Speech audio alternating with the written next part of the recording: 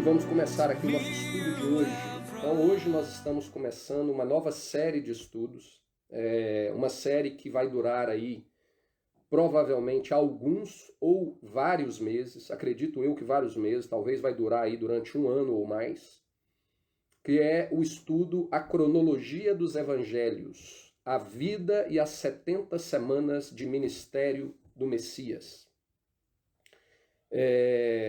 O que seria essa cronologia dos evangelhos? Né? As pessoas poderiam ouvir esse termo cronologia dos evangelhos e pensar o seguinte: ele está falando em estudar os evangelhos, né, da forma cronológica em que eles foram escritos. Por exemplo, né, segundo o que é mais aceito aí, inclusive defendido por Eusébio, que é um dos chamados pais da igreja, o livro de Mateus foi escrito primeiro, depois veio o livro de Marcos, Lucas e João. Então nós vamos estudar os evangelhos na ordem cronológica em que eles foram escritos. Mas não é nada disso. Tá?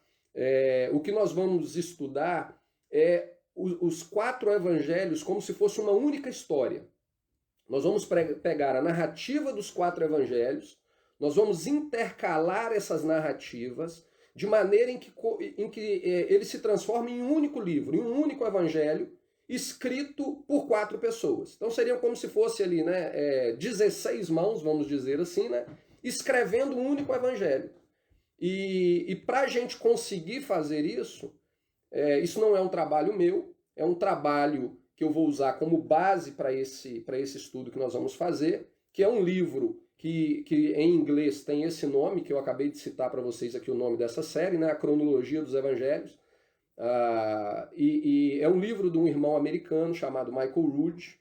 Ele dedicou 40 anos da vida dele para poder desenvolver esse trabalho de construir a narrativa dos fatos em torno da vida e do ministério de Jesus em ordem cronológica, né? Para isso, ele teve que usar aí, levantar inúmeras informações do âmbito cultural, do âmbito linguístico, do âmbito histórico e até mesmo do âmbito astronômico, para que ele fosse capaz de organizar a narrativa dos 4 evangelhos de maneira que a gente conseguisse visualizar o dia a dia da vida de Jesus. A gente consiga ver, principalmente a partir do momento que ele começa o ministério dele, a gente consiga ver aonde que ele estava, no momento que ele estava, e como aquelas circunstâncias ao redor dele influenciaram até mesmo naquilo que ele estava ensinando, né? Porque dependendo do local aonde Jesus se encontrava e o público para qual ele estava se referindo, a linguagem dele poderia mudar, o tipo de ensinamento que ele traria poderia mudar. Então eu considero que esse trabalho é um trabalho essencial para a gente compreender com a devida profundidade a história de Jesus por completo nos mínimos detalhes, entendendo realmente todo o contexto em torno de tudo que aconteceu ali, para compreendermos no final de tudo a mensagem que ele veio nos trazer, porque isso é o mais importante. Só que antes da gente continuar, eu quero fazer uma observação aqui. Quem já me acompanha há algum tempo já me viu falar a respeito da nossa responsabilidade individual, né, de assumirmos a nossa responsabilidade individual, de conhecermos a palavra de Deus e aplicarmos a palavra de Deus na nossa vida segundo a compreensão que nós recebemos e de nunca terceirizar essa responsabilidade. Nunca colocar essa responsabilidade nas costas de alguém que está nos ensinando, nas costas da denominação na qual nós crescemos nela. A responsabilidade é nossa. Portanto, eu uso esse material desse irmão americano porque creio que é um material que contribui muito para o nosso aprendizado, mas eu não perco de vista a responsabilidade que eu tenho de examinar as escrituras e ver se aquilo que ele está colocando ali realmente é coerente com a palavra de Deus. Então, a gente não pode ignorar o fato de que Deus levanta homens para o ministério e o propósito desse ministério é contribuir para o crescimento do corpo, né, para o amadurecimento do corpo de Cristo na terra, mas nós também não podemos ignorar o fato de que eles são homens sujeitos a erros. Então, Eu que costumo fazer críticas aqui a respeito das pessoas ficarem ali viciadas em ficar lendo rodapé de Bíblia, comentários bíblicos, né? E tomando aquilo ali como verdade absoluta, eu agora estou usando para essa série de estudo, como base dessa série de estudo, um trabalho desenvolvido por outra pessoa. Então, talvez quem possa me escutar aqui, e já me escutou anteriormente, pode virar e falar, mas isso é uma incoerência. Não, isso não é uma incoerência. Desde que nós possamos examinar à luz das Escrituras aquilo que nos está sendo passado, não tem problema nenhum. Nós devemos ser bereanos. O que nós não podemos é confiar cegamente em alguém, né, ao ponto de colocar o destino da nossa vida eterna na mão daquela pessoa, acreditando que no dia que nós estivermos diante de Deus e formos prestar conta dos nossos atos, das nossas escolhas e até mesmo daquilo que nós acreditamos, nós possamos virar para Deus e falar, mas Senhor, isso que eu estou fazendo é porque o fulano de tal me ensinou assim, porque a igreja me ensinou assim, porque a sinagoga me ensinou assim, porque o Marcelo me ensinou assim no YouTube, né? E aí a gente acha que de alguma maneira isso vai nos isentar da nossa responsabilidade, e não vai. Diante de Deus vamos estar nós sozinhos. Não vai ter ninguém lá para nos justificar ou para nós apontarmos o dedo e colocar a culpa. Como foi o exemplo lá de Eva e Adão, né? Quando eles caíram, e aí um ficava jogando a culpa no outro. É da serpente, é da Eva, é da mulher, é da fruta. O Senhor é que colocou a árvore aqui. Né? No final das contas, a culpa era de Deus. Se a árvore não tivesse lá, nada disso teria acontecido. Então, esse tipo de comportamento não pode existir.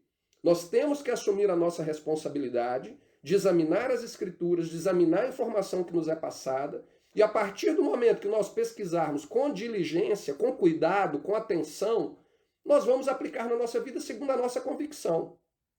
E a gente tem que respeitar aquela pessoa que, pela convicção dela, ela possa pensar diferente da gente, porque ela vai dar conta dela diante do Pai e nós vamos dar conta de nós mesmos. Então eu quero deixar esse parêntese aqui, para que pessoas que já tenham me escutado anteriormente não possam dizer, mas ele critica que usemos estudos de outras pessoas. Na verdade, se a gente não for usar estudos de ninguém, vocês não deveriam nem estar aí me escutando, né? Porque vocês estão escutando uma pessoa que está transmitindo para vocês um conhecimento que eu recebi. Mas o que eu não desejo jamais é que as pessoas sigam esse conhecimento simplesmente porque ouviram o Marcelo falar no YouTube. Assuma a sua responsabilidade e compare com a palavra de Deus. Né? Nós somos humanos, nós somos falhos, e o objetivo aqui não é julgarmos homens, mas sim julgarmos o ensinamento que esses homens estão nos trazendo, inclusive eu mesmo. Então, dito isto, vamos continuar aí. Então, esse estudo que vai nos apresentar o Evangelho como uma história única, de uma forma linear e contínua, ele resolve um problema que o estudo isolado dos Evangelhos, ele nos traz, que é o seguinte: quando a gente estuda o livro de Mateus, de Marcos, de Lucas e de João, nós temos buracos nessa narrativa. Porque nenhum dos evangelhos cobre exatamente tudo o que aconteceu na vida de Cristo. Nenhum deles tem essa cobertura total, milimétrica ali do que ele estava fazendo no dia a dia. Quando a gente une esses evangelhos e intercala a narrativa deles, nós conseguimos preencher essas lacunas, esses buracos, e nós conseguimos visualizar de uma maneira muito melhor o dia a dia de Cristo. O que ele estava fazendo, com quem que ele estava conversando, o que estava acontecendo na própria terra de Israel naquele exato momento que influenciou algum tipo de ensinamento que ele veio nos trazer. E isso nos abre uma mente, nos abre a possibilidade de termos uma compreensão muito maior de quem ele era, de como ele se comportava, do que era importante para ele e do porquê ele ensinou determinados ensinamentos, por que ele disse determinadas coisas em um momento específico.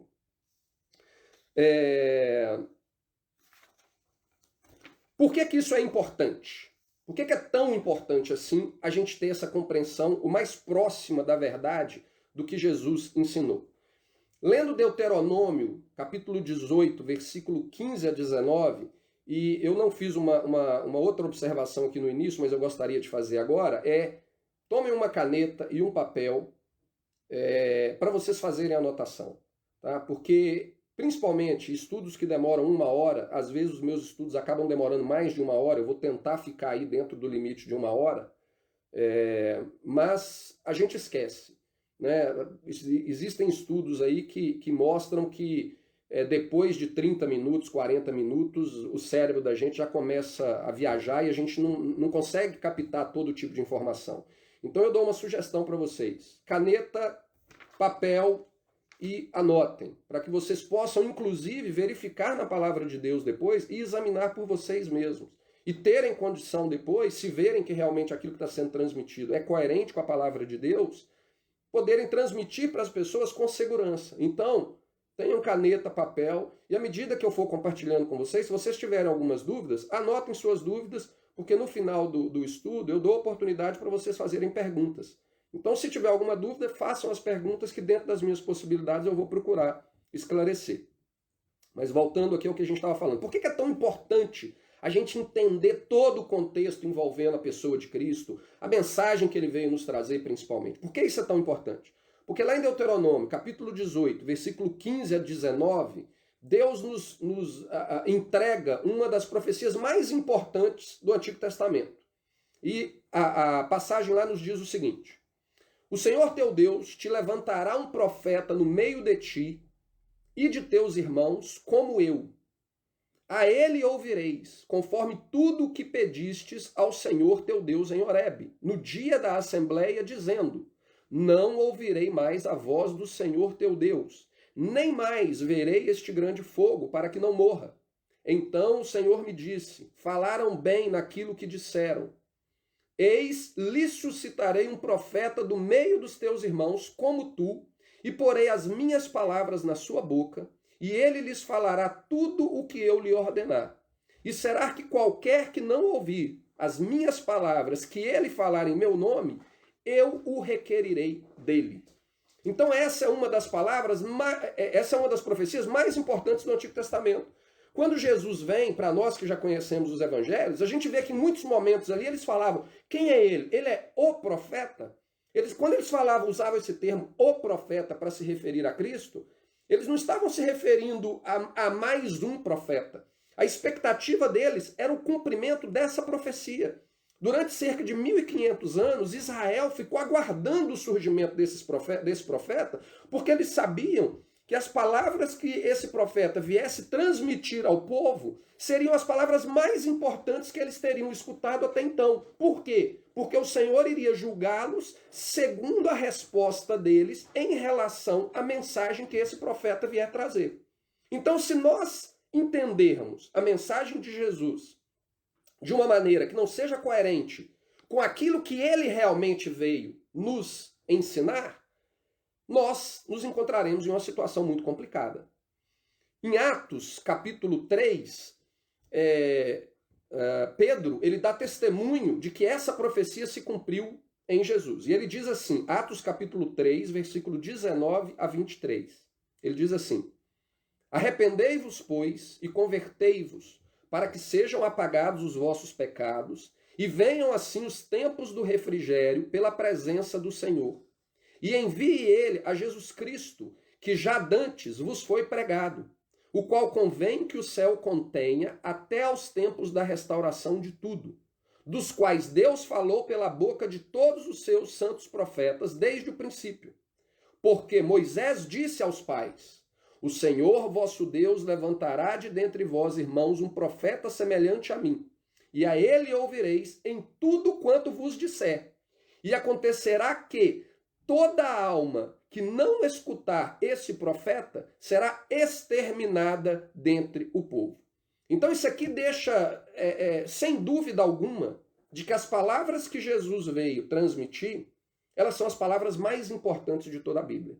Porque aquele que não escutar as palavras que ele veio transmitir, segundo as palavras de Pedro aqui, que foi inclusive mais enfático do que as palavras de Moisés lá em Deuteronômio, aquela pessoa será exterminada do povo de Deus. E quando ele usa o termo aqui, escutar, e a gente vai lá no original do hebraico, em Deuteronômio capítulo 18, para poder ver o que seria essa palavra escutar, é a palavra hebraica shema, que significa ouvir e obedecer. Então não é simplesmente o fato de escutar a palavra e pronto, e acabou. É como você vai reagir em relação àquela palavra que foi pregada. Então, para Deus, na perspectiva do próprio Deus, a obediência aos ensinamentos de Jesus, ela é tão importante quanto a nossa profissão de fé em declarar que Ele é nosso Senhor e Salvador. Se eu declaro que Ele é meu Senhor e Salvador, mas a minha atitude em relação àquilo que eu declarei da minha boca, ela não é coerente, aquilo que eu declarei não tem valor nenhum.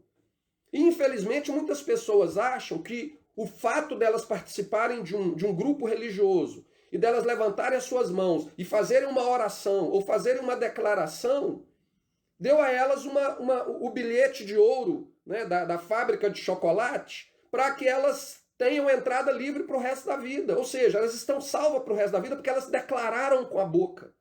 Mas segundo Deuteronômio 18 e segundo Atos capítulo 3, o que vai estar em julgamento é aquilo que você faz com aquilo que você escutou. Então não é simplesmente falar, não, eu acredito que ele morreu e ressuscitou por mim e eu aceito que ele seja o meu Senhor. Tudo bem, ótimo, é o primeiro passo. Agora, para isso se concretizar, se tornar algo real na sua vida, nós queremos ver os frutos. É isso que Tiago fala quando ele fala que a fé sem obras ela é morta. Se você fala que tem fé e essa fé não tem um resultado prático na sua vida, essa fé ela é mentirosa. E a palavra de Deus ela é muito clara com relação a isso. E o próprio Jesus ele dá testemunho disso. Em João, capítulo 14, versículo 15, ele diz o seguinte: se me amais, guardai os meus mandamentos. Muito simples. Você fala que você me ama. Você fala que eu sou o Senhor da sua vida. Você fala que eu sou o seu Salvador e que a sua vida pertence a mim. Simples. Guarda os meus mandamentos. Se você não guarda os meus mandamentos, tem alguma coisa errada com a sua profissão de fé. João capítulo 14 ainda, versículo 21. Aquele que tem os meus mandamentos e os guarda, este é o que me ama. E aquele que me ama será amado de meu Pai, e eu o amarei e me manifestarei a ele. João 14, versículo 21. Novamente, aquele que tem os meus mandamentos é quem me ama. Não tem como eu falar que eu amo a Cristo, que Ele é meu Senhor, que Ele é o meu Salvador, se eu não tenho compromisso com a obediência aos mandamentos que Ele veio trazer para mim, aos princípios, aos valores, às ordenanças que Ele estabeleceu para que eu viva segundo elas. Não existe. Infelizmente, muitas pessoas tentam desassociar as duas coisas, mas não tem como desassociá-las. Elas estão diretamente interligadas. Aquilo que eu declaro como fé, ela tem que ter um efeito prático naquilo que eu vivo no meu dia a dia. E por isso que é tão importante nós entendermos o que Jesus veio nos ensinar. Porque, infelizmente, no mundo de hoje está uma bagunça. Cada um fala que Jesus veio ensinar uma coisa. E o único que tem autoridade para poder nos dizer realmente o que ele veio nos ensinar é a palavra de Deus. Em última análise, é a palavra de Deus. Nós seremos julgados segundo aquilo que a palavra de Deus declara. Não segundo aquilo que a nossa denominação declara. Não segundo aquilo que o nosso amigo, o nosso pai, o nosso parente, o nosso mestre, ou rabino, ou pastor, ou apóstolo, qualquer coisa que seja. Inclusive, algo que muitas pessoas ignoram é o seguinte: nós não seremos julgados nem segundo aquilo que Pedro, Paulo, Tiago, João e todos os outros apóstolos falaram. Nós vamos ser julgados segundo aquilo que Jesus falou. Porque o grande problema que eu vejo às vezes é que as pessoas usam as palavras de Paulo para contradizer as palavras de Jesus. Eles vão lá em Paulo, pegam as palavras de Paulo fora de contexto e viram, não, mas Paulo falou que eu não preciso fazer isso. Mas peraí, Jesus, ele deu testemunho que você precisa fazer isso. Não, mas Paulo foi enviado para os gentios e eu não preciso fazer isso. Então, no final das contas, não é Jesus mais que é o Messias, não é Jesus mais que tem a palavra final, é Paulo. E aí isso vira uma contradição e as pessoas passam a viver uma fé em Cristo baseado no entendimento incorreto que eles têm daquilo que Paulo ensinou. Sendo que, na verdade, nós seremos julgados se nós não escutarmos e não praticarmos aquilo que Jesus veio nos ensinar. Aquilo que ele veio nos instruir a como viver uma vida que agrada a Deus. Ainda no capítulo 14 de João, versículo 24. Quem não me ama, não guarda as minhas palavras. Ora, a palavra que ouviste não é minha, mas do Pai que me enviou. Novamente, algumas pessoas usam, né, o argumento de que, não, mas Jesus veio para trazer uma nova mensagem. Não, ele não veio para trazer uma nova mensagem. Ele veio para dar testemunho da mensagem que o Pai estabeleceu para ele vir dar testemunho. Ele veio para confirmar aquilo que foi profetizado para ele. Tanto que todas as vezes que ele era confrontado ou que ele era questionado, ele não falava assim, ah, mas eu disse isso, eu determinei isso. Ele falava o seguinte, olhem nas Escrituras, porque as Escrituras testificam do que eu estou falando. É elas que testificam de mim. Vão lá e olham, e vocês vão confirmar. Quando ele está ali no caminho de Emaús, ele começa, a palavra de Deus fala que os discípulos estavam confusos, estavam querendo abandonar a fé, já não sabiam mais o que estava acontecendo. E o que ele fala? Olha, começando pela lei, pelos salmos e os profetas, ele começou a explicar tudo o que estava escrito a respeito dele, para aqueles dois discípulos que estavam confusos. Então, no final, Jesus, ele não veio para poder falar algo dele. Ele não veio estabelecer uma nova história, uma nova religião, um novo sistema. Ele veio para dar testemunho daquilo que já estava previamente estabelecido. Até porque a palavra de Deus, eu até esqueci de incluir aqui, mas veio na minha mente agora. Se eu não me engano, está em Oséias. Tem uma passagem que fala o seguinte, que Deus não faz nada sem antes revelar aos seus servos os profetas. Então, tudo aquilo que Jesus veio fazer e cumprir, ele tem que estar previamente profetizado, porque senão essa palavra lá, que eu acredito que esteja em Oséias, ela é mentirosa. Mas Deus, ele deixa muito claro, eu não ajo, eu não faço nada sem antes revelar isso aos meus servos, os profetas. Por isso que quando Jesus era confrontado, ele tinha tranquilidade de virar e falar, olha, eu não tenho nem problema com o questionamento de vocês, porque aquilo que eu estou fazendo está escrito. Eu só vim cumprir o que está escrito. Então vocês querem me questionar? Vamos lá olhar onde que está escrito e aí vocês podem me questionar. Aí vocês podem falar que eu estou errado, né? E essa tem que ser a nossa visão da pessoa de Cristo. Nós não podemos pegar a pessoa de Cristo e vê-la isolada do contexto bíblico e tentar criar a nossa própria versão de Jesus, uma versão que nos agrada. O Jesus que nós temos que crer nele, o Jesus que nós devemos escutar a mensagem que ele tem para nos trazer, ele tem que ser coerente com o Messias, com o profeta que foi profetizado na lei, nos salmos e nos profetas. Caso contrário, nós estamos seguindo uma falsificação. Nós estamos seguindo uma cópia sem valor algum. Por isso que se torna tão importante nós entendermos de forma coerente qual é a mensagem que Jesus veio nos trazer. E esse trabalho que eu vou estar usando como base para essa série de estudos dos evangelhos em ordem cronológica, a mensagem dos evangelhos em ordem cronológica, eu creio que ela é essencial para nos ajudar a compreender isso. Porque ela leva em conta todo o contexto que Jesus estava inserido, não só linguístico, não só histórico, não só cultural, não só religioso, mas a questão do espaço e tempo. Nós sabemos, e mais adiante eu vou explicar para vocês como isso é possível, mas nós vamos ter a possibilidade de olhar um texto e saber, Jesus estava neste local nesse dia. E aí a gente consegue ter uma compreensão maior do, é por isso que ele disse isso. Isso que ele está falando faz parte do contexto em que ele estava inserido. Então nós vamos ter uma visão muito mais profunda de quem é Jesus e principalmente daquilo que ele veio nos ensinar. Quando nós reconhecemos Jesus como nosso Senhor e ao mesmo tempo nós ignoramos a mensagem que ele veio nos trazer, ou, por influência de diversos aspectos ao redor da nossa vida, nos é transmitido uma mensagem que não é a mensagem de Cristo, como eu já falei anteriormente, nós nos colocamos em uma situação que pode nos levar a ter sérios problemas com o próprio Cristo. Sérios problemas com o próprio Deus. Porque aquilo que nós vamos estar praticando na nossa vida não vai ser coerente com aquilo que está saindo da nossa boca. E a palavra de Deus, como a gente viu aqui, ela é muito clara, as duas coisas têm que estar associadas.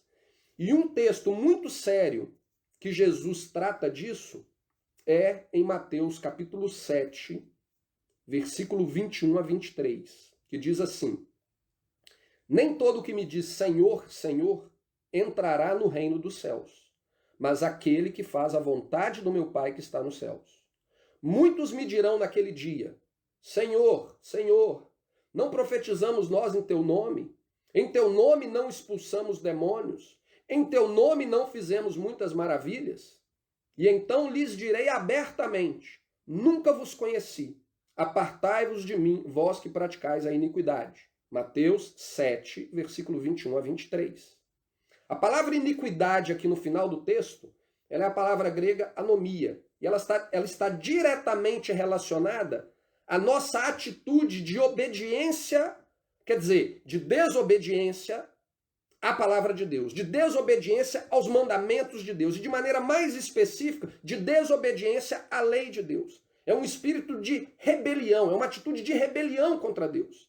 E o que Jesus está falando aqui em Mateus capítulo 7, complementando aquilo que a gente viu escrito lá em João capítulo 14, é que aquele que diz que eu sou Senhor dele, mas não vive segundo a vontade do meu Pai, né? A gente viu anteriormente lá no versículo 24 de João 14, que ele fala: eu não vim para trazer a minha mensagem, eu não vim para estabelecer o meu sistema religioso, eu vim para dar testemunho do que o meu Pai mandou fazer. E aqui ele fala o seguinte: aquele que não faz a vontade do meu Pai, esse não tem nada comigo. Ele pode me chamar de Senhor, ele pode me declarar como Senhor, mas eu não tenho nada com ele. E quando eu me encontrar com ele, o que ele vai ouvir de mim é o seguinte: apartai-vos de mim, você que não tem compromisso com os meus mandamentos, que não são meus mandamentos, mas os mandamentos do Pai que me enviou.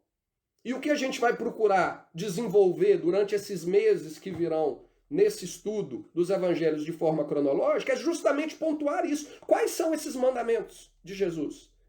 Será que são outros mandamentos? Ou será que são exatamente os mesmos mandamentos que Deus estabeleceu para que o povo escolhido dele vivesse segundo ele?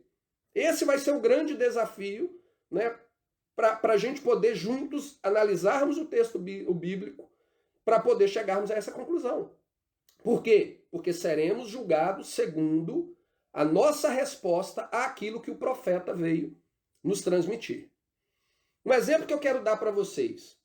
Aí no Brasil, né, estou falando aqui para a maioria das pessoas no Brasil, mas todos são brasileiros de qualquer maneira, mesmo quem não está no Brasil.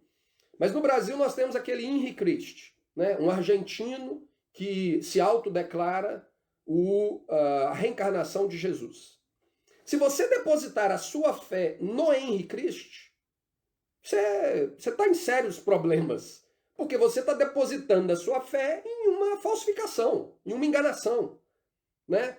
Só que as pessoas acham que o único problema é isso. Se eu declaro a minha fé no Jesus que eu leio na minha Bíblia todo dia, né? Ele viveu há 2000 anos atrás, ele nasceu da Virgem, ele viveu ali na Judéia, ele era descendente de Davi, ele foi perseguido por Herodes, ele foi morto, ressuscitou ao terceiro dia, subiu ao Pai, né, pagou o preço dos meus pecados. Se eu acredito nessa história verdadeira, isso basta.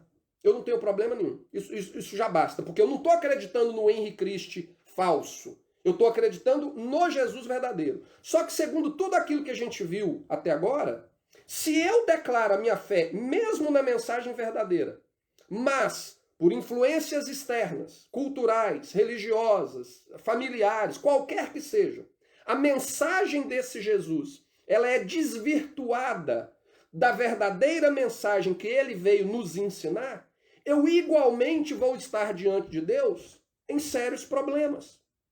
Hoje, por exemplo, nós temos igrejas que são fundadas por pastores, denominações que são fundadas por pastores, que pregam o Jesus bíblico. Eles não estão lá diante da igreja pregando o Henri Cristo. Eles estão pregando, eles usam a Bíblia que nós usamos, eles contam o relato que aconteceu há 2000 anos atrás.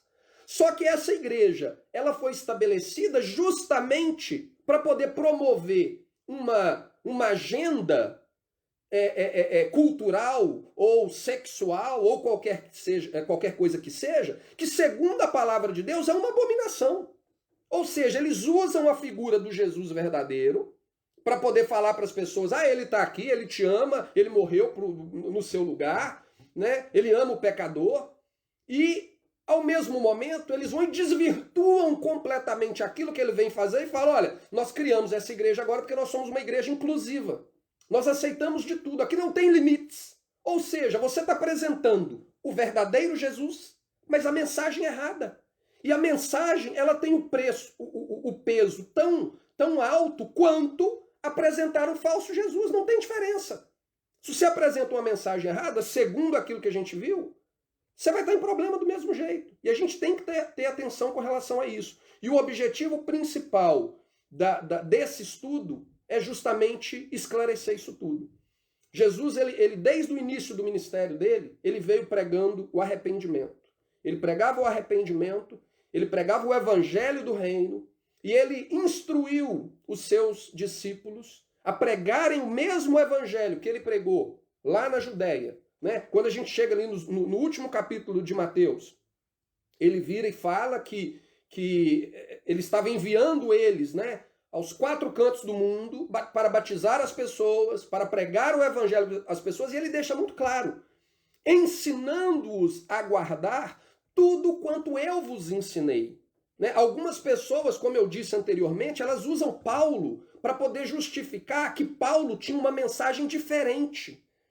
Eu até reconheço que Jesus, quando ele estava lá na Judéia falando para judeus, ele tinha uma mensagem mais de obediência a regras, a normas e a leis. Eu até entendo. Mas Paulo recebeu o Espírito de Deus para trazer aos gentios uma nova mensagem, uma mensagem diferente. Isso é mentira.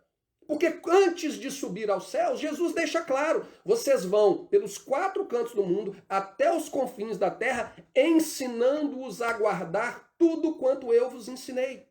Então, tudo que a gente vai ver nesse estudo, com relação àquilo que Jesus veio para ensinar ao povo de Israel, chamando o povo de Israel ao arrependimento, arrependimento de quê? De que o povo judeu tinha que se arrepender?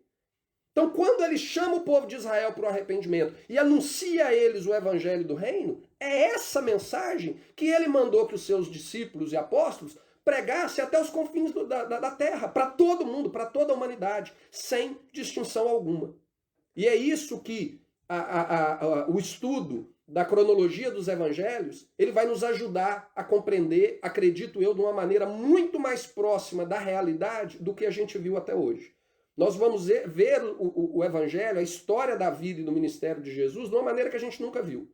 Eu, pelo menos, quando tive a oportunidade de conhecer Jesus por essa perspectiva, as coisas ficaram muito mais claras e muito mais coerentes com a totalidade da mensagem, né? Porque a gente aprendeu que a partir daquela folha branca que divide o Velho do Novo Testamento é uma outra história. Por que a gente aprendeu isso? Porque a realidade é que o meio em que nós crescemos é difícil a gente conseguir harmonizar a parte à direita da folha branca com a parte à esquerda da folha branca. É difícil. Por quê? Porque a mensagem do Jesus que nos foi passada, ela é complicada. Ela não é coerente com aquilo que a lei, os profetas e os salmos nos anunciam. E a gente vai ter oportunidade de ver isso nesses estudos, nos meses, nas semanas e nos meses que virão. E o objetivo é justamente resgatar a mensagem que o profeta veio nos trazer. Porque aquele que não escutar e não obedecer às palavras do profeta será exterminado do povo de Deus. Então, isso são palavras muito pesadas. Nós devemos estar atentos a elas. Agora, antes de nós entrarmos no estudo dos evangelhos, a gente precisa estabelecer alguns princípios básicos que são necessários para a gente conhecer, para a gente compreender o evangelho. Princípios estes que nós nunca aprendemos que eram importantes. Nunca. Ninguém nunca disse para a gente que era importante aprender, por exemplo, a respeito do calendário bíblico. Mas, Marcelo, o que o calendário bíblico tem a ver com Jesus? Tem tudo a ver com Jesus. Tem tudo a ver com os evangelhos. Quando nós excluímos o calendário bíblico da mensagem do evangelho, do dia a dia da vida de Jesus, nós estamos perdendo parte da mensagem que ele veio nos ensinar. E perder parte da mensagem significa termos um pequeno problema. Nos encontrarmos em uma situação que alguma coisa está faltando e que quando nós formos prestar conta dos talentos que Deus nos entregou, vai estar faltando alguma coisa. Olha, eu multipliquei, mas não multipliquei muito, não. E multiplicar ali não é multiplicar seguidores. Não é multiplicar pessoas que, segundo a minha pregação, foram salvas. O multiplicar ali é multiplicar a verdade de Deus para o mundo. Não importa se ela alcançou apenas uma pessoa, mas que ela seja alcançada pela verdade. Deus não está preocupado nas pessoas serem alcançadas pela religião. Ele está preocupado com as pessoas serem alcançadas pela verdade, porque é a verdade dele que liberta. É a verdade dele que salva. Então, se eu não tenho parte da verdade, está faltando alguma coisa para mim. E ao estar faltando alguma coisa para mim, quando eu for prestar conta diante do Pai, eu vou estar devendo alguma coisa. E a gente não quer se encontrar nessa situação. Então, um dos pontos que nós vamos tratar da agora para frente, e hoje nós vamos terminar com essa parte, é a questão do calendário bíblico. É essencial que a gente entenda o calendário bíblico antes da gente começar a ler os evangelhos, porque para compreendermos a cronologia dos eventos que aconteceram na vida de Cristo, a gente precisa do calendário bíblico. A gente precisa de uma referência de tempo para nós entendermos como que as coisas funcionam, né? A outra questão que nós vamos tratar na próxima semana é com relação ao tempo de duração do ministério de Jesus. A gente escutou, eu pelo menos escutei a minha vida inteira, e acredito que vocês também, que o ministério de Jesus durou 3 anos e meio e que ele morreu aos 33 anos de idade. Como o próprio título desse estudo aqui nos diz, o ministério dele, na verdade, segundo os estudos que foram feitos por esse irmão americano, né, duraram 70 semanas.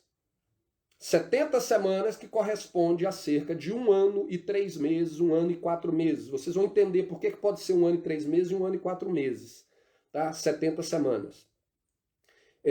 Mas seria muito menos do que a gente aprendeu a vida inteira. E isso faz uma diferença gigantesca. Quando a gente for, na semana que vem, quando a gente for analisar essa questão da duração, vocês vão entender. Um ministério que tenha durado 3 anos e meio, ele tem mais buraco do que um queijo suíço. Vão ter períodos da vida de Jesus que Jesus desapareceu por praticamente 8 meses e que nada é narrado com relação àquele período, o que é um absurdo. Imagina, o Filho de Deus na Terra veio para a salvação de Israel e de toda a humanidade. Veio para poder cumprir a vontade do Pai. E aí, durante o período da vida dele, durante 8 meses, ele tirou férias e foi para sei lá onde. Foi para a praia no Egito, foi passear na Grécia. Né? É absurdo.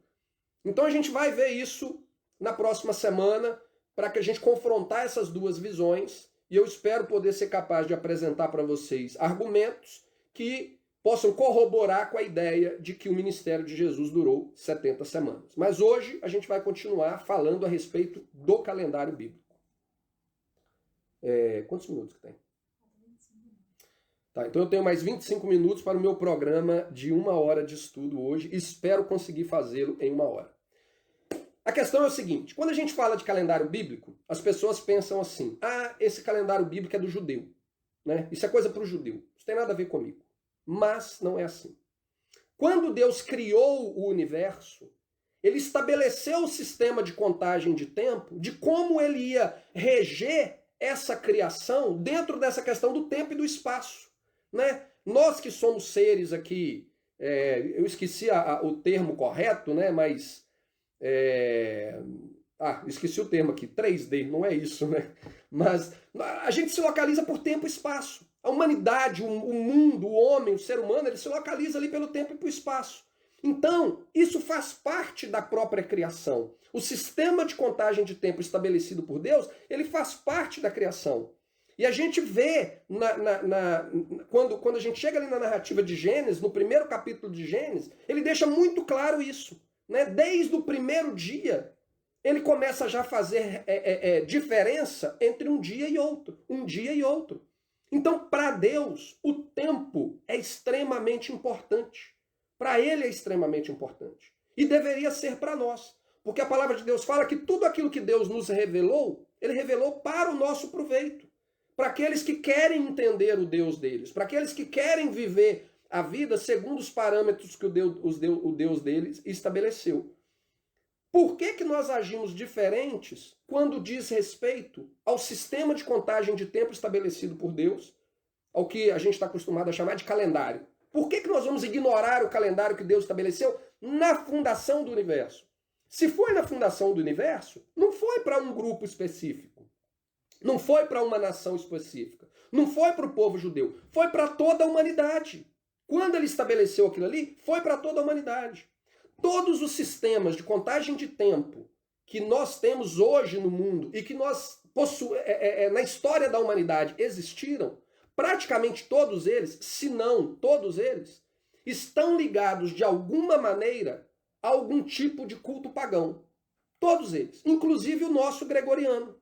O nosso gregoriano, por exemplo, quando a gente chega ali no mês de janeiro, né, os primeiros meses, vários meses, o mês de março, o mês de janeiro, o mês de abril, todos eles são em homenagem a falsos deuses. Na língua inglesa, eu que vivo aqui em Londres, na língua inglesa, todos os dias da semana são em homenagem a deuses pagãos. Então, no momento em que Deus cria o universo e ele estabelece a sua contagem de tempo para que a humanidade, né, considerando ali um mundo perfeito, né, ele cria aquele mundo perfeito, ele apresenta aquele mundo perfeito num sistema de contagem de tempo, portanto, aquele sistema de contagem de tempo é o sistema perfeito para ele. E aí, quando a gente vê na história da humanidade, o que a humanidade faz? Não me interessa esse sistema de contagem de tempo. Eu vou criar o meu próprio sistema de contagem de tempo. E isso é uma atitude de rebelião apenas ao sistema de contagem de tempo estabelecido por Deus? Não. É apenas o reflexo da atitude de rebelião do próprio ser humano em relação ao próprio Deus. Porque a primeira coisa que eles fizeram foi substituir a Deus. Eles abandonaram o verdadeiro Deus, começaram a adorar falsos deuses, e o resultado é que o sistema de contagem de tempo que eles usaram para reger a vida deles já não era mais o sistema do Deus criador, do Deus verdadeiro, mas sim algo em torno do sistema de religião e culto aos seus deuses pagãos. Então, quando a gente ignora essa questão do calendário bíblico, isso é muito sério. A dimensão disso é muito maior do que simplesmente uma diferença de calendário. Apesar de que nós vivemos no mundo, né? A gente vive no mundo ocidental, e a contagem de tempo ela é baseada no calendário gregoriano, calendário romano, né? E a gente não tem como se desvincular disso, né? O nosso pagamento, os nossos salários, as escolas das crianças, tudo que a gente faz no nosso dia a dia é baseado nessa contagem de tempo. Não tem nada errado com isso. O que existe de errado é, uma vez que nós fomos reconciliados com Deus através da fé em Jesus, nós continuemos ignorando que existe uma contagem de tempo que Deus estabeleceu para nós. E que ela é superior a qualquer outra contagem de tempo. E por que eu estou falando isso?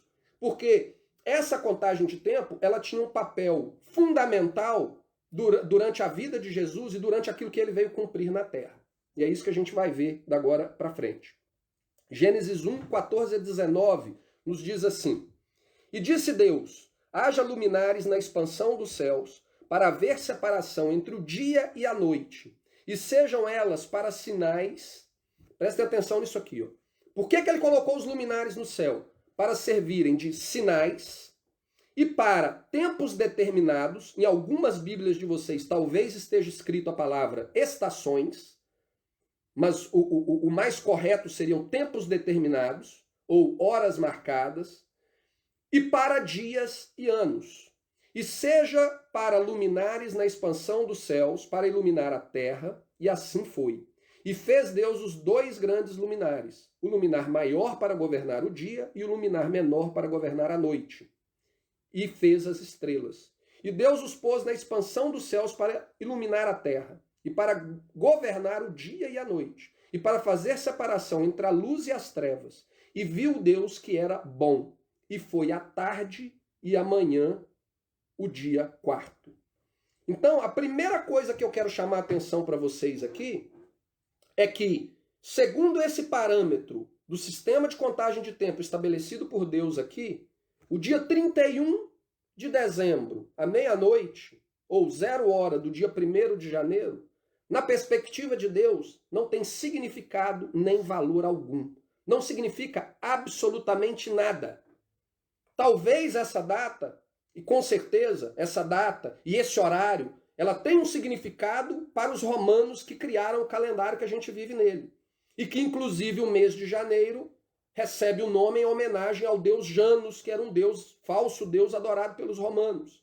Talvez para eles tenha um significado, mas para Deus não tem valor algum. E a partir do momento que nós, como povo de Deus, compreendemos isso, também não deveria ter valor algum para nós. Também não deveria ter valor algum para nós. No verso 19, fala o seguinte: e foi a tarde e amanhã o dia 4º. Então aqui Deus deixa claro como ele determina o início do dia e o final de um dia. Parece ser algo óbvio, né? Mas não é. Falo para vocês aqui que não é, porque às vezes eu vou conversar com pessoas e quando a gente fala que o dia ele termina com a tarde, ou seja, o dia ele termina com o pôr do sol e ele inicia um novo dia com o pôr do sol, a sequência que Deus nos revela aqui no sistema de contagem de tempo dele é que tarde e dia formam um dia. Então você vem primeiro à noite, depois o dia, formou-se um dia. E aí, às vezes, quando você vai conversar com as pessoas a respeito disso, as pessoas têm dificuldade de entender.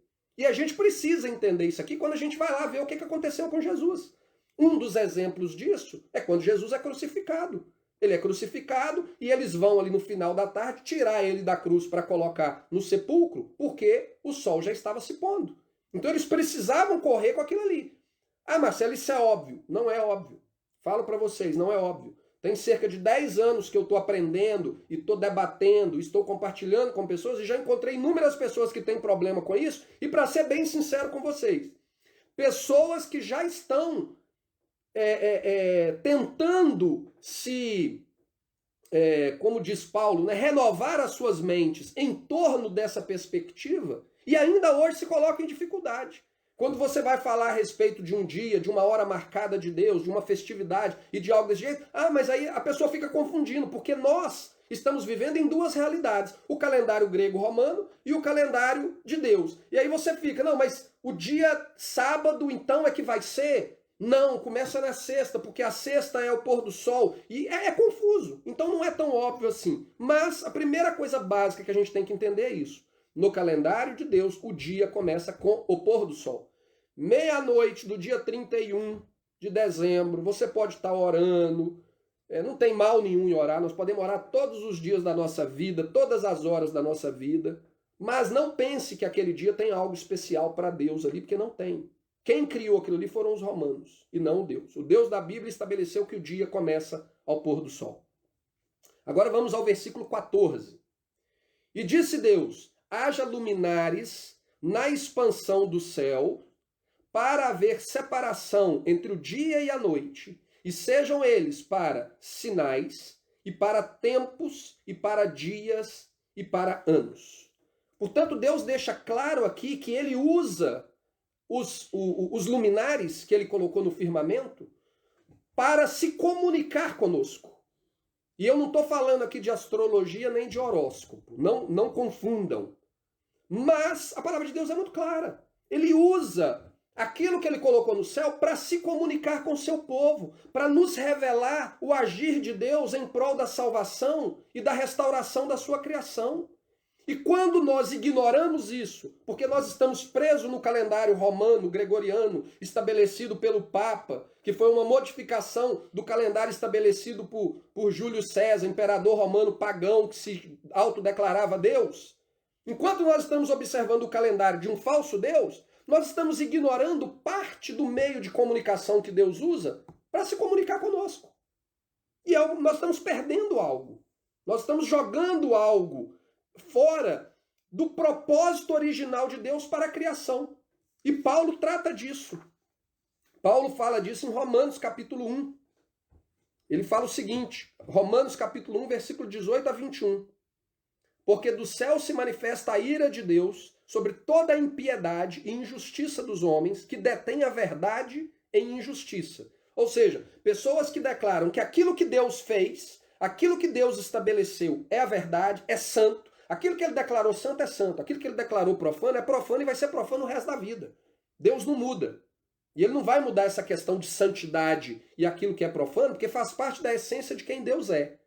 E o que Paulo está falando aqui em Romanos capítulo 1 é que a ira de Deus vai se manifestar naqueles que detêm a verdade e a injustiça. Ou seja, aquilo que é de Deus não presta.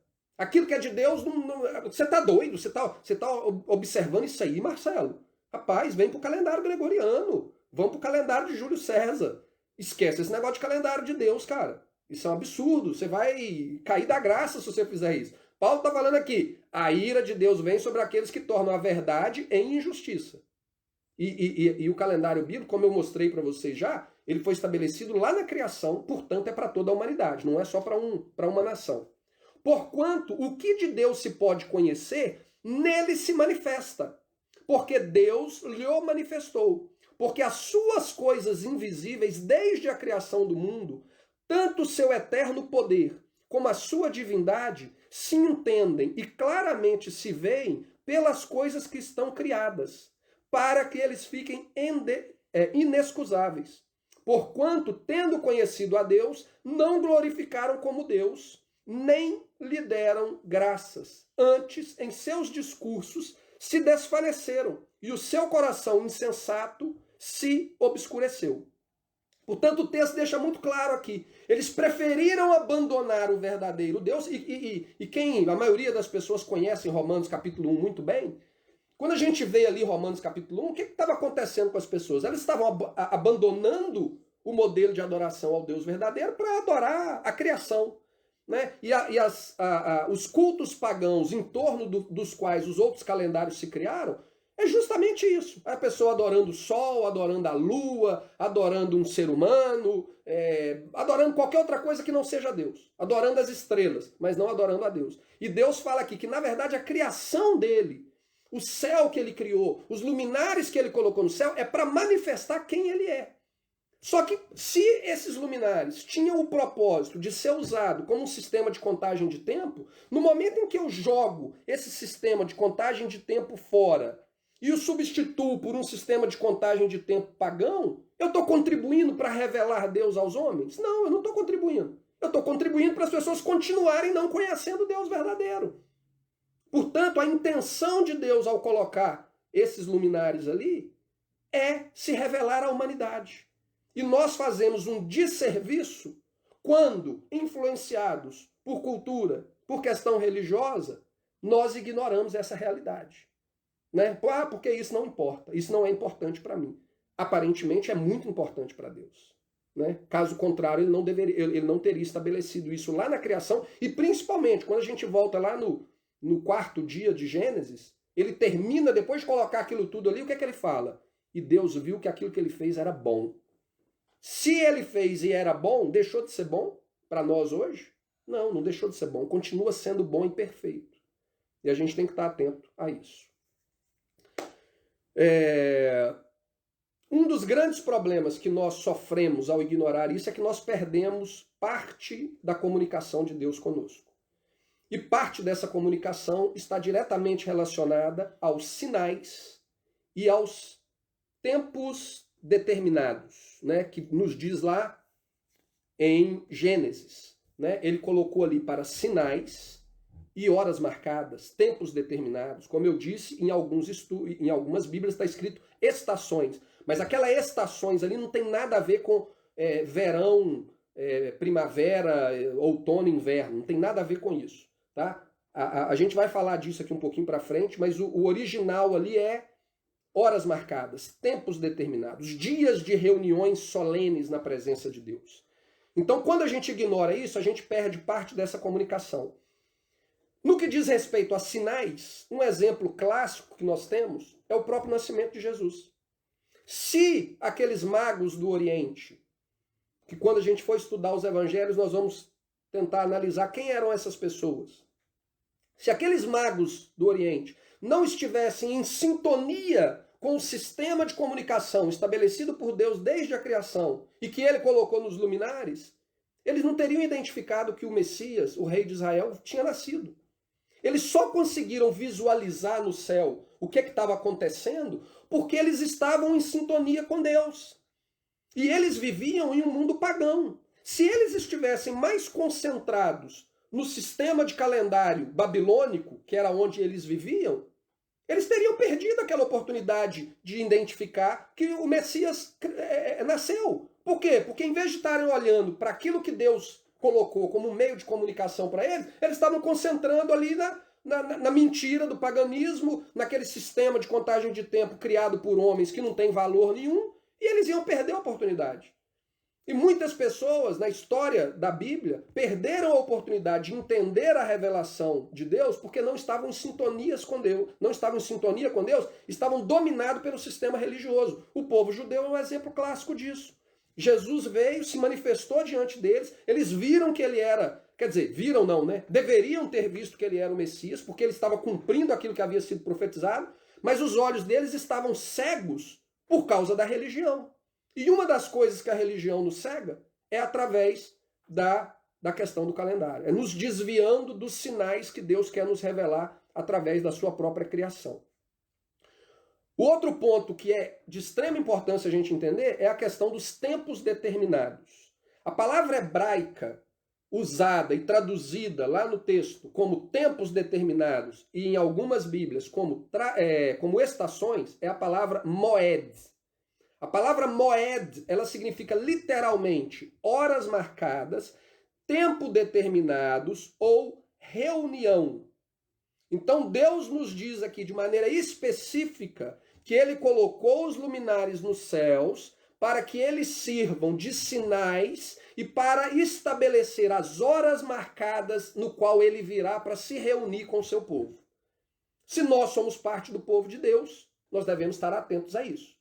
Ah, Marcelo, mas isso é para o povo judeu. Não, isso foi estabelecido lá na criação. Ah, Marcelo, você está sendo repetitivo. Estou sendo mesmo. Estou sendo mesmo. Porque tem que ser, gente. Isso foi estabelecido na criação. Não existia povo de Israel, não existia judeu, não existia nada. Ele fez para a humanidade. Ele fez para um mundo perfeito. Ele estabeleceu aquele ali para que ele viesse se encontrar com o seu povo e para que, ao saber que ele estava vindo se encontrar com o seu povo, o seu povo se preparasse para estar na presença dele de maneira santa, de maneira perfeita. Isso continua sendo até hoje. Nós, como embaixadores do reino que está por vir, nós devemos estar alinhados com isso. Porque quando o reino vier, o mundo vai ser administrado dessa maneira. Eu fiz alguns estudos nos sábados anteriores aí, 2 ou 3 sábados atrás, quando eu falei das festas bíblicas, e eu tratei a respeito disso. Então eu recomendo vocês que vão nos vídeos anteriores que eu tenho aqui na página do Facebook, posteriormente talvez eu venha a colocar no YouTube, mas eu recomendo que vocês assistam lá, porque são horas que Deus marcou para ele se reunir conosco, e para que nós possamos usufruir do agir dele em nosso favor durante esses períodos de horas marcadas. Mas o que são essas horas marcadas? Levíticos 23, 1 e 4. 1 a 4. Depois falou o Senhor a Moisés dizendo: fala aos filhos de Israel e diz-lhes: as solenidades, moed, a palavra aqui é a palavra moed, em algumas bíblias está traduzido como as festas do Senhor, que convocareis, serão santas convocações. Estas são as minhas festas, solenidades, moed, que quer dizer hora marcada para reunião. 6 dias de trabalho se fará, mas o 7º dia será o sábado do descanso, santa convocação. Nenhum trabalho fareis, sábado do Senhor é em todas as vossas habitações. Estas são as minhas moed, solenidades, festas, horas marcadas. As minhas solenidades, as solenidades do Senhor. As santas convocações que convocareis ao seu tempo determinado. Novamente, moed. Você vai convocar na hora marcada, no momento exato que Deus estabeleceu para que elas fossem observadas. Uma coisa que eu quero só falar rapidamente aqui, que causa um pouco de confusão aqui nessa passagem, é que no início dela ele fala a respeito do sábado. E ele fala, estas são as minhas horas marcadas, essas são as minhas solenidades. E ele fala do sábado. E depois que ele fala do sábado, ele fala, mas estas são as minhas horas marcadas. E aí quando a gente chega no versículo 4, quer dizer, no versículo 5 de Levíticos, ele começa a descrever as horas marcadas dele. Então aqui nós temos dois tipos de horas marcadas. Nós temos a hora marcada semanal, que é o sábado, ela é um dia de santa convocação, ela é uma hora marcada para que Deus estabeleceu para que o povo dele se reunisse com ele e para que ele se manifestasse para o seu povo, mas ela é uma hora marcada semanal. E a partir do versículo 5, que eu não incluí aqui, estão as horas marcadas anuais, que são as festas bíblicas. A confusão que esse texto aqui gera é que algumas pessoas no mundo hoje em dia, elas têm falado o seguinte: se o sábado ele é uma hora marcada, então, e as horas marcadas são regidas pelos luminares, então o sábado tem que ser regido pelos luminares. E nós temos alguns grupos aí, mundo afora, que têm estabelecido que a observação da lua nova, que eu vou tratar daqui a pouco mais para frente, ela seria um parâmetro para se determinar quando que acontece o sábado, e não a contagem sequencial de 6 dias, né? O sétimo dia é o sábado, mais 6 dias, o sétimo dia é o sábado. O engano, o erro que acontece ao observar dessa maneira é o seguinte: lá em Gênesis, Deus não fala que todas as suas solenidades, todas as suas horas marcadas, são determinadas pelos luminares. E, inclusive, naquele momento em que ele coloca nos céus os luminares, a contagem de tempo para se determinar o sábado já havia iniciado, no primeiro dia da criação, quando ainda nem existia sol e lua. Então é um problema que existe hoje para algumas pessoas que tentam usar a lua como um meio para se determinar quando acontece o sábado, que na verdade gera muita confusão e quando a gente olha com profundidade dentro do texto bíblico, não tem coerência bíblica. Eu estou comentando isso aqui, o objetivo não é tratar disso, mas eu estou comentando isso aqui só para esclarecer aí para alguém que de repente tenha se deparado com esse tipo de situação. Mas a partir do versículo 5, ele começa a descrever quais são as suas solenidades anuais. E essas solenidades anuais, elas são regidas pelos luminares no céu. Essas solenidades são 7. A Páscoa, os pães ázimos, as primícias, o Pentecoste, trombetas, o dia da expiação e a festa dos tabernáculos, que são conhecidas como as festas bíblicas, né? Dessas 7 festas, 3 delas são festas de peregrinação. O povo de Israel era obrigado a comparecer em Jerusalém, no templo, diante da presença de Deus, para adorar a Deus e apresentar a Deus as suas ofertas, os seus dízimos e etc. Então era uma festa de peregrinação. Segundo as palavras de Paulo em Colossenses capítulo 2, versículo 16 e 17, que eu não vou ler aqui, mas vocês podem conferir aí, Paulo fala o seguinte, que as festas, elas são sombras de boas coisas por vir. Em algumas traduções fala que são sombras de coisas futuras, mas elas são sinais proféticos, elas são figuras proféticas estabelecidas pelo próprio Deus a respeito do agir dele em prol da salvação da humanidade e da restauração da sua criação. Então elas têm um significado muito profundo no agir de Deus em favor do homem. E quando Jesus vem, na sua primeira vinda, ele cumpriu 4 dessas festas. As 4 primeiras festas, ele cumpriu a figura profética contida nelas. Ele cumpriu a festa da Páscoa, ele cumpriu a festa dos pães ázimos, ele cumpriu a festa das primícias e a festa de Pentecoste. E a duração do ministério dele, que a gente vai tratar na semana que vem, que seriam 70 semanas que durou o ministério dele, elas gira em torno dessas 4 festas, da Páscoa até Pentecoste. A gente vai ver isso a partir da semana que vem. Mas, durante o seu ministério, como Jesus, ele obedeceu a Deus em tudo, inclusive obedeceu a Deus no que diz respeito a estas festas de peregrinação, então quando a gente entende essas festas, a gente consegue localizar Jesus em um determinado lugar, em um determinado tempo, durante o período do ministério dele. E isso nos ajuda a compreender o porquê ele estava ensinando determinadas coisas. Então, quando a gente visualiza que Jesus estava em Jerusalém porque era a festa dos tabernáculos, a gente vai analisar a mensagem que Jesus estava trazendo dentro do contexto bíblico do que significa a festa dos tabernáculos. E isso vai nos dar uma visão muito maior do que normalmente nós temos. Então estas festas, além de serem extremamente importantes, porque é um meio de Deus se comunicar conosco, elas são figuras de coisas futuras que estão por vir. E parte delas ainda vão se cumprir na segunda vinda de Cristo, as últimas 3 festas. A festa das trombetas, a festa da expiação e a festa dos tabernáculos, ela ainda tem que se cumprir profeticamente. Assim como as primeiras 4 já se cumpriram. Então a expectativa que temos é que na segunda vinda, Jesus venha para cumprir a figura profética dessas festas, as sombras de boas coisas por vir. Então, se não bastasse toda a importância dela com relação à primeira e à segunda vinda de Jesus, ela nos ajuda a compreender aonde Jesus estava e nos dar uma visão ainda mais profunda do tipo de mensagem que ele estava trazendo naquele exato momento, porque era um dia de festa. Então, é extremamente importante que a gente tenha essa compreensão. A gente está chegando aqui ao final. As últimas coisas que eu quero tratar com vocês, relacionada ao calendário bíblico, é a definição do mês e do início do ano.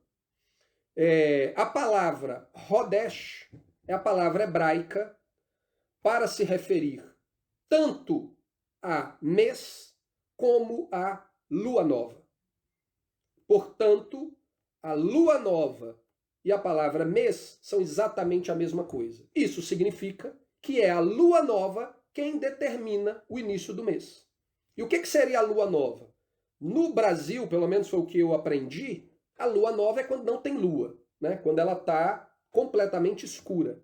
Porém, dentro do conceito bíblico, a lua nova é o que nós aprendemos no Brasil como sendo a lua crescente.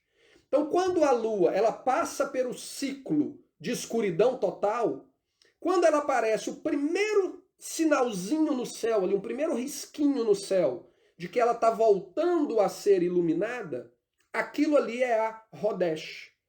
E aquilo na Bíblia é chamado de lua nova e é chamado de mês. Portanto, o dia que aquela lua aparece é o início do mês. Inclusive, hoje eu recebi uma mensagem de que hoje, em Israel, estariam observando os céus para determinar o 8º mês do ano, porque estariam observando para ver se a lua aparece. Se a lua não aparecer hoje, amanhã será o início do mês. O mês bíblico, ele tem sempre 29 ou 30 dias. Sempre 29 ou 30 dias. E é o surgimento da lua que marca o início do mês. Com a tecnologia que a gente tem hoje no mundo, com a ciência, com tudo que foi desenvolvido aí, nós somos capazes hoje de determinar um determinado data passada, pode ser 1.000, 2.000, 3.000, 4.000 anos atrás, que através da tecnologia que nós temos hoje, nós podemos escolher um local e uma data e determinar naquele local, naquele dia, qual era a iluminação da lua naquele dia e qual posição que ela estava no céu. Esse tipo de tecnologia, ela é uma das coisas que possibilitou o irmão Michael Rood de criar a cronologia dos evangelhos. Porque, através desse tipo de tecnologia, a gente consegue voltar no tempo e no céu de Israel, a gente determinar quando começavam os meses e quando começavam os anos.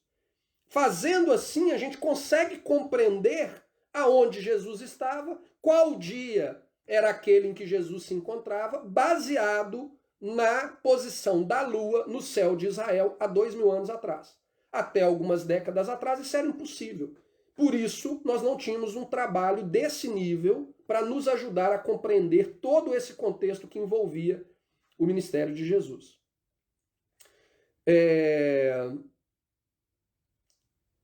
O último aspecto, então, que eu tenho que tratar aqui hoje é a questão do ano.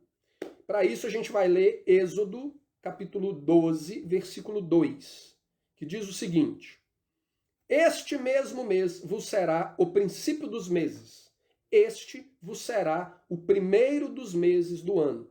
Quando Deus proclama estabelece esse parâmetro de que o início do ano acontece nesse mês, era exatamente ali quando ele estava anunciando ao povo a questão da Páscoa, que eles teriam que matar o cordeiro, passar o sangue nos umbrais, porque eles iam sair do Egito. Então, no mês da Páscoa, é o primeiro mês do ano. No judaísmo, e eu vou falar um pouquinho disso um pouquinho mais para frente de uma maneira bem rápida, no judaísmo eles celebram o início do ano no 7º mês do ano. Né? Parece meio incoerente, né? O início do ano no 7º mês do ano. Mas isso é fruto da herança babilônica que o judaísmo herdou. Né? O judaísmo, na verdade, nasceu no cativeiro babilônico e ele herdou muitas coisas do paganismo, e uma delas é a celebração de 2 anos novos.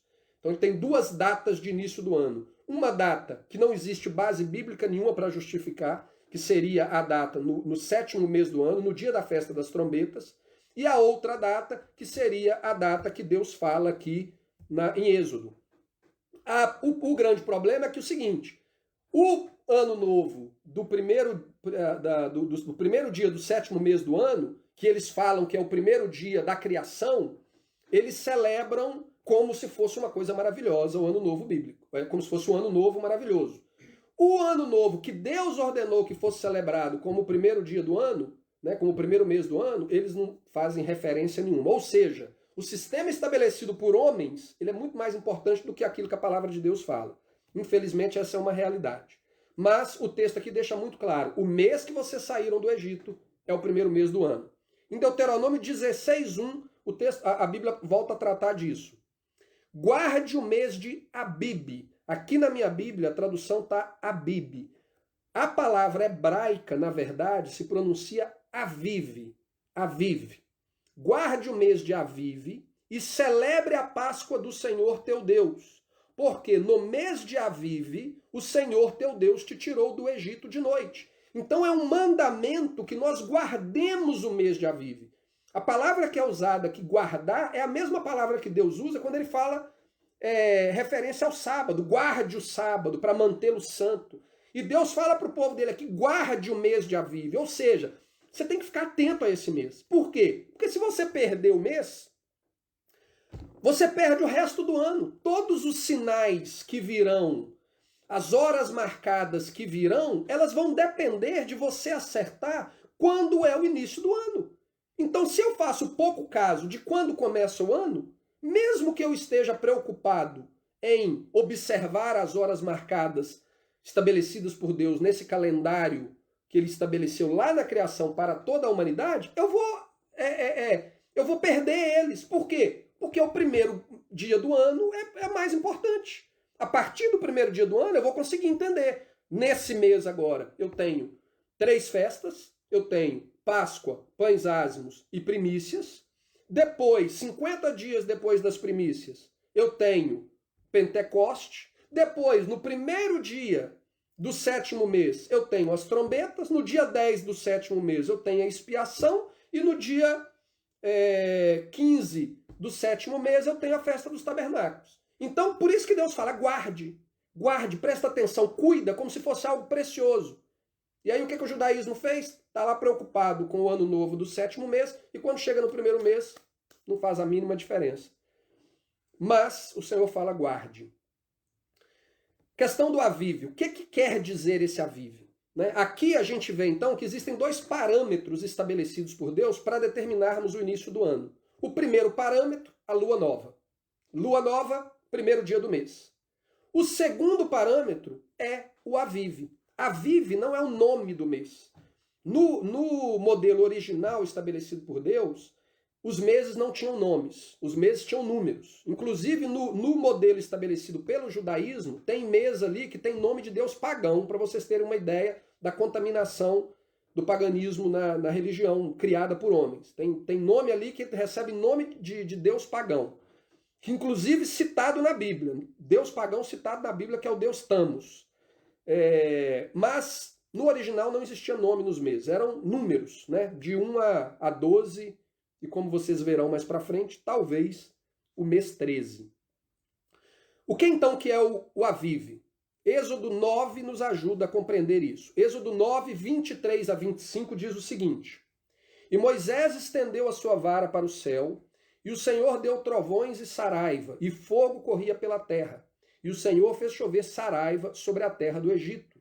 E havia saraiva e fogo misturado entre a saraiva, tão grave quão nunca houve em toda a terra do Egito, desde que veio a ser uma nação. E a saraiva feriu em toda a terra do Egito tudo quanto havia no campo, desde os homens até os animais. Também a saraiva feriu toda a erva do campo e quebrou todas as árvores do campo. Pulando agora para o versículo 31. E o linho e a cevada foram feridos. Porque foram feridos. Porque a cevada já estava na espiga. A palavra que, na verdade, que está escrito estava na espiga é a palavra avive. A cevada já estava avive. E aí termina, e o linho na haste. Mas o que importa para a gente aqui é a cevada. Avive é um termo hebraico para se referir ao estado de amadurecimento da cevada. A cevada, nesse caso aqui, ela foi danificada porque a haste ali, né, a espiga da cevada, ela já tinha a cevada em um estado de amadurecimento que, ao ser atingida, ela se perdia. Então, quando Deus fala lá em Deuteronômio 16:1, guarde o mês de Avive, o que ele está falando aqui é o seguinte: no mês em que a cevada estiver avive, estiver no grau de amadurecimento avive, na lua nova daquele período, é o primeiro mês do ano. Trazendo para uma linguagem brasileira, para a nossa realidade brasileira. Vamos falar da manga, né? Eu gosto de usar esse exemplo. Nós sabemos que chega ali o final do ano, né? Dezembro, janeiro, é o período de manga. Então, quando a gente olha e você começa a andar pelo Brasil, né? Eu que sou de Minas, você começa a ver pé de manga, brotando manga para todo lado, você vai virar e falar, estamos chegando no mês da manga. E é uma realidade. Só que, se eu ver lá em outubro o pé do meu vizinho com 2, 3 manguinhas, não quer dizer que é o mês da manga. Aquela manga ali é fora de temporada, às vezes acontece. Mas não é uma coisa amplamente difundida por todo o Brasil ou por toda Minas Gerais. O mês da manga vai ser quando você começar a ver manga em todo quanto é lugar. Você viaja de um canto a outro, você está vendo manga madura, você já está vendo manga amadurecendo de vez e tal. Então, aquele período eu posso virar e falar, esse é o mês da manga. A mesma coisa com a cevada. Quando a cevada ela já está amplamente no estado avive, nas diferentes regiões de Israel, o povo então poderia declarar aquela lua nova como sendo o primeiro mês do ano. Por que isso? Como a gente viu, a Páscoa ela é celebrada no primeiro mês do ano. Durante a festa dos pães ázimos, nós temos a oferta das primícias, que é ofertar ao Senhor as primícias da colheita daquele ano. E qual é a primeira colheita do ano? É a cevada. Então, para que você possa oferecer a cevada ali no templo, o povo iria ali durante o período da festa, que a Páscoa é uma festa de peregrinação. Então, o povo tinha que vir de todas as regiões de Israel para Jerusalém, e uma das responsabilidades que eles tinham é de oferecer diante do Senhor a cevada como uma oferta. Aquela cevada, ela tinha que já estar no estado avive para ela ser ofertada. Caso contrário, se ela tiver muito pouco madura ou muito verde ainda, quando você for queimar ela no fogo para fazer a oferta, ela desaparecia. E se ela tiver muito madura, quando você for cortar a cevada, ela cai no chão. Então ela tem que estar num estado de amadurecimento perfeito para que ela possa ser oferecida a Deus como oferta. Então esse sistema estabelecido por Deus, ele é mais ou menos o que acontece na nossa realidade do calendário gregoriano com o ano bissexto. Esse mecanismo da cevada no campo, ele é um parâmetro natural estabelecido por Deus para determinar se um ano vai ter 12 meses ou 13 meses. Porque a incidência de sol e de chuva, ela vai atrasar ou antecipar o amadurecimento da cevada. Então o que acontece é que, às vezes você conta 12 meses no ano, 12 lua nova, né, durante o período de um ano, E aí, quando você chega no final desses 12 meses, você vai no campo para ver a cevada e a cevada não está madura. Ela ainda está muito verde, porque teve pouco sol, porque teve pouca chuva. E aí, o que você vai fazer? Você vai determinar o início do ano e depois você não tem nada para oferecer a Deus lá no templo, falando da realidade do povo vivendo lá 2000 anos atrás. Né? Hoje, na realidade que a gente vive, isso não tem efeito nenhum. Mas isso não muda o calendário. Então, o que acontece? Você tem que acrescentar um 13º mês. Ao acrescentar esse 13º mês, com certeza absoluta, a cevada vai ter tempo necessário para amadurecer e aquela lua nova vai ser a lua nova do ano novo. Então esse é um sistema natural estabelecido por Deus para que as estações elas se mantenham no mesmo período do ano. Né? Quando o Papa Gregório ele mudou o calendário juliano, acrescentando o ano bissexto, né? Acrescentando ali o 366 dias a cada 4 anos, era porque as estações elas estavam se movendo, né, ao ponto de que ia chegar uma hora que a primavera iria acontecer, quando na verdade era para estar acontecendo o verão. E dentro da questão dos meses. Né? A gente já está vendo primavera em janeiro, por exemplo, no Brasil.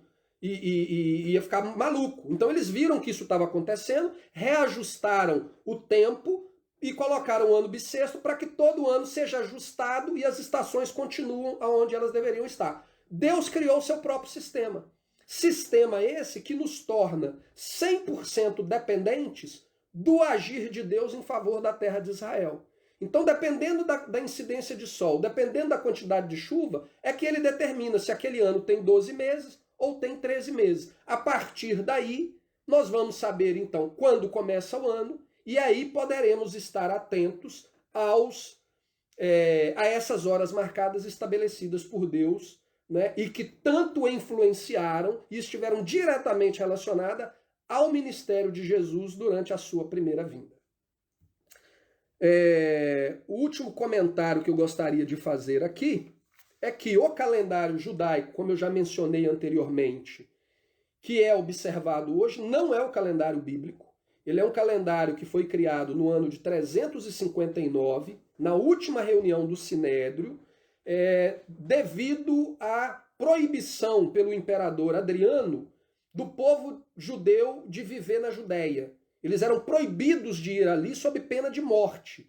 Então, como eles não poderiam estar na Judéia para observar esses parâmetros estabelecidos por Deus, para decretar o início dos meses e o início dos anos, eles então criaram um calendário alternativo, matemático, que aproximasse as datas.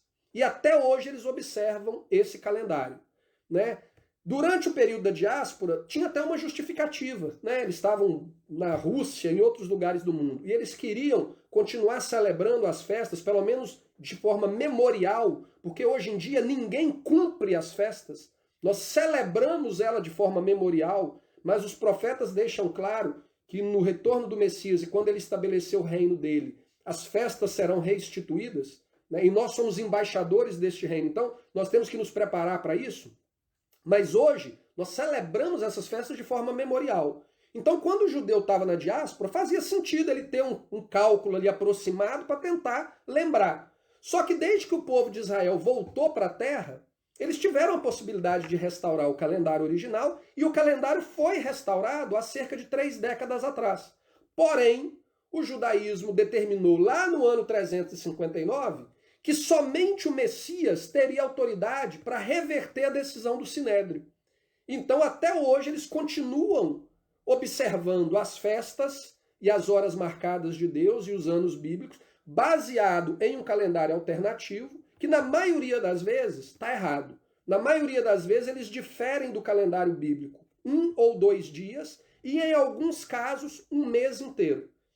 E o mais curioso é que eles mantêm, né, a liderança do judaísmo em Israel principalmente, eles mantêm um relatório da observação da lua, da observação da cevada avive no campo, para poder determinar ano tal, foi isso que aconteceu. O ano começou no dia tal, nós avistamos a lua, nós vimos a cevada. Eles fazem esse relatório. Segundo eles, quando o Messias vier, eles vão apresentar esse relatório para o Messias para falar, olha, a gente sabia como que tinha que ser feito, mas só você que pode mudar. Ou seja, eles vão ser réus confessos. Nós sabíamos o que deveria ser feito certo, mas nós escolhemos continuar fazendo errado.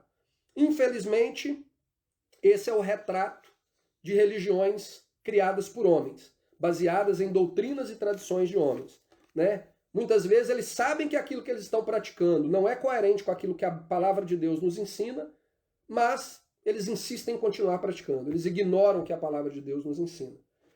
O objetivo desse estudo aqui é justamente nos libertar disso. Nos libertar de doutrinas e tradições de homens e nos levar a submeter única e exclusivamente à palavra do profeta, o Messias que Deus enviou e que cada um vai dar conta diante do Pai se ele escutou e obedeceu ou não as palavras deste profeta. Então, eu encerro por aqui esse estudo de hoje, essa introdução de hoje. Essa introdução vai continuar na semana que vem, mas quando nós entrarmos nos evangelhos, nós vamos ter a oportunidade de compreender realmente o que foi o evangelho do reino, né, para que nós possamos viver na prática aquilo que o Messias espera de cada um de nós. Tá bom? Então eu deixo aqui agora aberto aí um tempinho para mensagens, para quem desejar.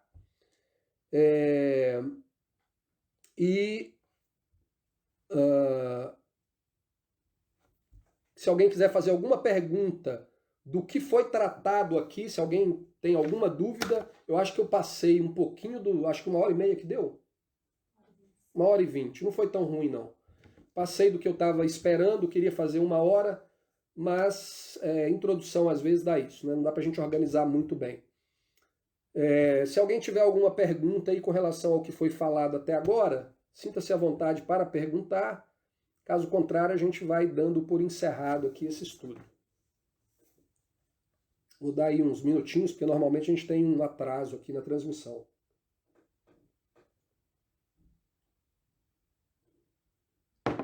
Para dar tempo também do povo escrever, né? Eu agradeço aí para quem teve paciência para ficar até agora. Para alguns de vocês que já estão acompanhando aqui algumas coisas que eu disse aqui, a gente tratou disso recentemente, durante as festas bíblicas, a gente tratou da questão do calendário, não com com os mesmos detalhes aqui, mas a gente já tratou um pouco disso. O Tapes escreveu aqui, para mim pode continuar o estudo. Ai, ai. Nós vamos continuar na nossa sala de confraternização do grupo de WhatsApp. Já deixo aqui desde já, eu vou deixar nos comentários o link para o grupo de WhatsApp, onde tem ali um pouco mais de liberdade para trocar ideias, para as pessoas fazerem questionamentos, e a gente debater aí alguns temas relacionados a isso. Normalmente, depois do estudo bíblico aqui, eu abro uma sala onde o pessoal que faz parte do grupo do WhatsApp, a gente possa entrar ali ao vivo e confraternizar ali e discutir. Discutir não, né? Debater. Nós não estamos discutindo. Andréa Lima, maravilha de estudo, poderia ser o dia todo. A minha voz já está acabando, eu ia ficar mudo. Vai ser o dia todo quando eu estiver aí no Brasil. Quando eu estiver aí no Brasil e a gente estiver celebrando esses dias, essas horas marcadas de Deus, nós vamos ter o dia inteiro para poder falar. Vocês vão cansar de mim. Mas parece então que não temos perguntas. Então eu deixo para vocês aqui um shalom. E que o Senhor abençoe vocês aí durante a semana. O irmão aqui, Antônio Rodrigues, ele falou aqui que já escutou um estudo parecido numa sinagoga messiânica e que bateu tudo certinho. Obrigado aí, irmão. Estamos alinhados, né? Aquilo que a palavra de Deus fala é inquestionável. O problema vem quando a gente sai da palavra de Deus. Aí quando a gente vai para fora da palavra de Deus, aí é que começa a confusão. Porque aí eu posso criar a minha própria ideia, a minha própria tradição, minha própria doutrina, o outro vai criar outra, e aí é onde tem a confusão. Se a gente ficar fiel àquilo que está escrito, vão ter poucas diferenças. A gente pode ter um entendimento ou outro ali, num detalhezinho ali um pouquinho diferente, mas vão ser poucas. Por isso que a palavra de Deus, né, o próprio Jesus, né, ele fala que a verdade nos liberta. Quando nós focamos única e exclusivamente na verdade, ele traz liberdade. Ele nos liberta do domínio de homens. Isso é a grande liberdade que ele traz. E esse é o grande conflito que tinha ali dentro do ministério de Jesus, né, durante a vida dele. Né? Era libertar as pessoas do jugo, do peso, não do Pai, não da lei que o Pai estabeleceu. Era o jugo e o peso do que os homens colocaram sobre eles. E, infelizmente, muita gente hoje ainda prefere continuar debaixo do jugo de doutrinas e tradições de homens que não possuem fundamento claro na palavra de Deus. Antônio, obrigado, Antônio. Isso aí. Então, gente, vamos dando por encerrado aqui. Próximo sábado estaremos de volta, se o Senhor assim nos permitir, com a cronologia dos evangelhos, a vida e as 70 semanas de ministério do Messias. Então, até o próximo sábado. Shalom!